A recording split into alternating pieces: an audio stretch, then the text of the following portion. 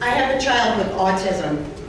My son Max is 4 years old and he lives in a world without words. Max does not need words to express his love, his warmth, his compassion. My son will sit on my lap, take my face into his hands, look deep into my eyes, and smile. That is Max's way of saying, "I love you, Mommy."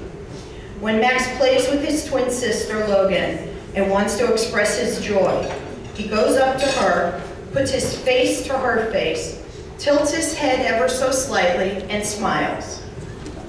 As much as these gestures melt my heart, I long for the day that Max will communicate so that the world can hear him say, "I love you, Mommy," and "I love you, Logan."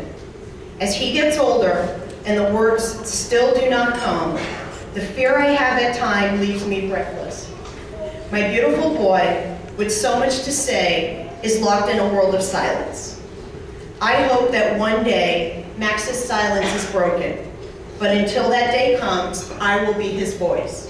My name is Stephanie Midler, and this is Why I Walk.